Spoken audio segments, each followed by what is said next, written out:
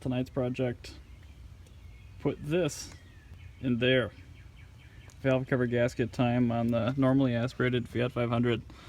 This is going to be kind of a learning experience for me, as well as showing you guys, because I can't find anyone that's done this, and I can't even find a company that'll really sell me a complete gasket kit for this engine yet. So we're going to start off by undoing the 10 mils on the oil air separator, taking that off.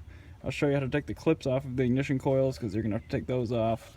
Then we'll start with the perimeter bolts on the valve cover itself, kind of remove the brackets, get those out of the way, and then we may have to remove the timing belt inspection cover as well, but we will see.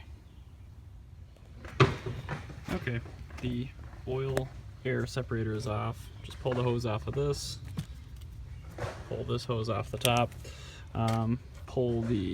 if you have a cold air intake, pull this hose off the front. If you have an air box, that's already off. To get the ignition coils removed, you're going to need one of these tools, a pick, and you actually stick it in, and you pull it out like that. And then step 2, there's a tab on the front side, which you have to then lift up, and then you can pull out on the plug. Okay, so now all 4 of the coils are removed. It's just a single 10 mil on each one. They just pull right out. This is one of the ignition coil units. Chances are, if you are a DIYer and you own a Fiat, you've replaced at least one of these already, because they are not very good on these cars. Next up is going to be 10 mil on this side, a whole bunch of 8 mils around the perimeter, and then a couple of 10 mils that actually hold the harness block to the valve cover. Just kind of take that off and put it up to the side. Also a 10 mil here. So start with those, and then we'll come back. Well, quite a while later, all the perimeter 8 mils are out. 10 mils out of this bracket. There are 2 10 millimeters on the back of that, a bolt and a nut. There's a bolt on the front of this bracket.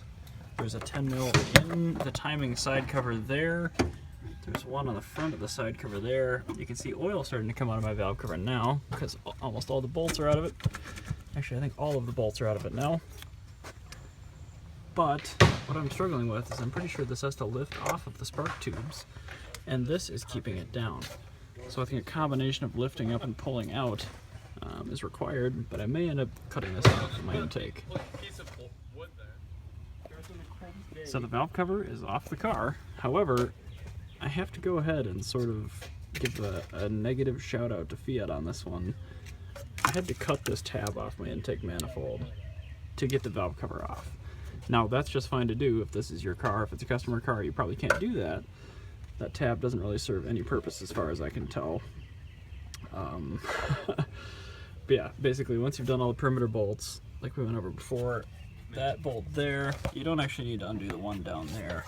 It will just lift straight off, but that tab needs to be dealt with. If it's a customer car, budget to remove the intake manifold from the car to do this, which is absolutely insane if you ask me. So now that it's done, old gasket came right out, new one, I'll just pop right in the groove there. I'm gonna use some RTV from the factory. There was globs of RTV all the way around the half moon there, all the way around the half moon around the fire unit, and then all the way around the cam over here where it goes to the vacuum pump. So I would highly recommend using RTV in all the factory locations. So here you can see the globs of RTV where the problem areas are. And then I also RTV'd the entire ridge so the gasket stays in when you put the valve cover back on. Use plenty.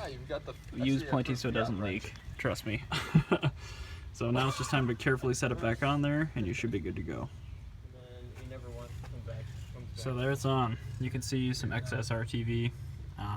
I do not want it to leak. I do not want to do it again. What I'm going to do is I'm going to let that cure up for a day. Then I'm going to take a razor blade and trim off the excess.